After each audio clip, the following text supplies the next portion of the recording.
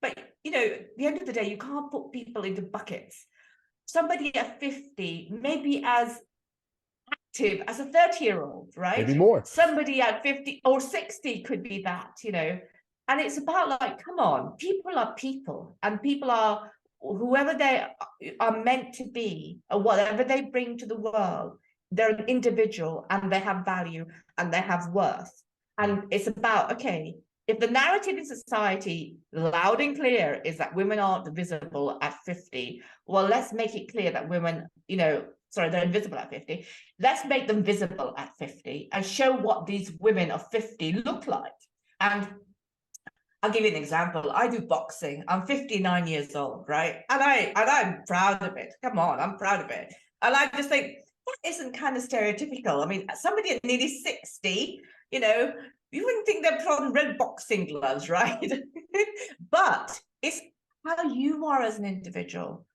The individual is the person that matters. And I think everybody should be seen as a person who's of value, of worth, brings their strengths and their weaknesses, but brings their strengths, their wisdom, etc., etc. Yeah, I'll tell you a couple things to that. One, I think that goes back to where you were before about knowing yourself, being like, for you, I want to go box. I don't care that I'm 59. I don't care what age I am. I know what's right for me, and I'm going to go do it. I know what I'm capable of, what I'm worth, etc., which I think is a beautiful illustration of that. I'll throw out something at you too. I think, as you were saying that, and the idea of, we are all individuals. Don't just put us in a box.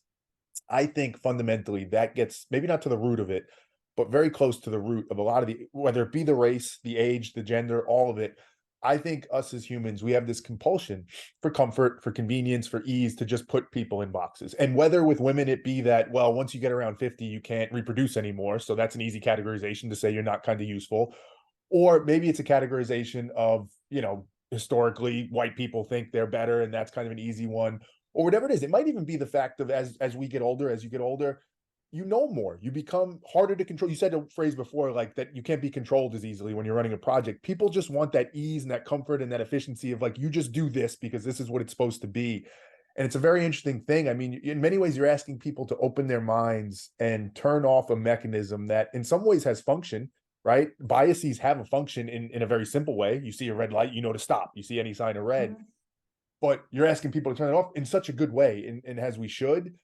The question I'll put in this is, how optimistic are you? Do you think that we can get people to turn off those categorizations, to turn off that easy, convenient, ugly path people go down to just put people in boxes, to actually recognize, like, I'm not going to think of Kiran as 59 or of color or as a woman. I'm just going to think of her as Kiran. Is that actually possible? Do you think we could get there?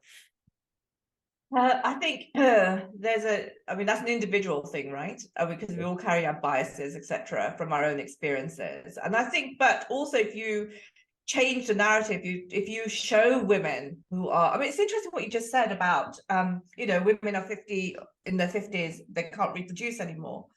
But would you say, and that you're not of no value? It wasn't your words, but it's what people think, sure. right? So, but would you say that to your mother? Would you say it to your grandmother, right? You wouldn't, right? So why would you say it to another woman, right? If you wouldn't say it to your mom, because your mom is like, the pinnacle of your life. Right. She's a person of value, all of this. Why would you think that somebody else's mother should be put into that category? So that's one thing. You wouldn't say it to your own mom or grandmother. None of us would ever do that, right? So I think that's where, but also if you show women in huge numbers, not small, not one or two, three or four, who are celebrities or this or that, or normal, everyday women who are showing up and going, hang on, I don't fit into that box. I don't want to fit into that box. And if you show women showing, being shown, say, through this or some other medium, then you are changing the narrative. You're bringing them on en masse. You're going, hang on, this is a change. This is a change to the narrative. Oh, we see women, like this, but hang on, this is a different example of all of this. And that's what it's about. And I think, yes, people will change in time, but if you don't make a start, you'll never get anything to change. And even if it doesn't change, I say to my children, okay, this vision is so much bigger than I am. So I'm going to make them directors of my company so that they can carry my legacy on. For what I started today, it might be 10 years down the road, might be 5 years down the road. I may not live that long. I may live that long, or I might get tired, etc., etc. But or maybe not with boxing, hopefully not. But the fact is that if you start something, if you don't make a start, you'll never get anything changed. And I think you have to step up, stand out, speak out, and then you've got the beginnings of something. And if you start a little ripple effect, with water, with the tides, the ripple effect, which turns into huge tides, right? And we'll see where this goes, and if when the momentum picks up and it gets bigger and bigger and bigger and bigger, which of course I want to do, obviously. Yeah. That's when you get the change. That's when the change comes in, and it takes time. Takes time, and it probably takes overcoming some resistance, I would imagine. Like, do you get either directly or pushback on what you're trying to do? Like, do you find, because there is you're changing people's minds in some ways, in a good way, but that's always there's a lot of inertia there. Do you see pushback? Do you see resistance to it? Or do you feel like it's you see it mostly positively, people are recognizing it and understanding the value of it? They're excited about what I'm doing. I think people are kind of like, oh, this is different. This is interesting.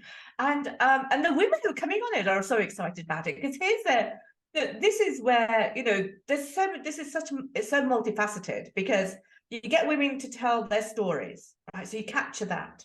We love listening to our grandmother's stories, love listening to our mother's stories. It's of a different generation, different experience, etc. So that's what you've got. You've got a value, right? So you've got value there. You're showcasing what they're doing currently. So you're actually changing the narrative there in terms of, this is different. Would I have thought that I was going to do a podcast at 58? No. Did I ever think I was going to be a podcaster? No. Do you think I was going to be a speaker? No. Well, I did think about that one.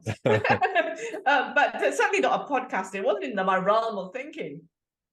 So there's the showcasing, the spotlighting of these women, and then they give tips to women who are younger than 50, or anyone. Those are life tips. They're value. They're from their own experiences, and then tips to other women who are over 50 who go. There's many women who also think, oh, it's in my culture. Your grandmother, your mother, your great grandmother, blah blah. Take it easy. Get your knitting needles out. Life is over. Rocking chair. Well, not everybody wants a rocking chair, thank you very much. Some people might want to have boxing gloves on, or wants to be a runner, or wants to be this, or wants to be that. And I think that's where that becomes valuable, because you then give people real life experience tips that could be of value to somebody else. And this is what all these women are doing. I think that is so powerful. If you can give a gift back to somebody else and go, hey, take this on board. And you don't have to be male or female. You don't have to be 50. You could be 35 and a man who listens to this. Yeah. Well, I'll say this last thing, and then I'll give you the last word, Kiran. To me, the word, and words often fail, but I'll use this word that I keep thinking of throughout this whole conversation, of you individually, and then the bigger task that you're undertaking, trying to empower women of color, women of a certain age. Permission. It's almost as if you're giving people permission to be who they are, right? You did it for your own life. Like, yeah. I'm being me. I'm going to say what I feel. This is what I think. There's a responsibility, right? We talked about the reflection and all that, but it's permission to say, if I want to box at 59, I'm going to box. If I want to divorce my husband at this age, even if the culture, I'm going to do that. And at a much greater scale, it's permission for women to say, oh, wow, I thought I had to go sit in that rocking chair and sew and needle. You're telling me I can go do that stuff too? And there's something, like, I hesitate with the word permission, because there's a condescending nature to that, of I needed to be given permission. And I don't mean it in that way at all. I just mean in the way that life is hard, that it's so easy to get caught up in thinking we have to be a certain way, and to be able to realize I don't have to be that way. I can be whatever it is for me is such a valuable thing, which is, I think, what you've been illustrating through the beginning of the conversation. So I think that's super cool.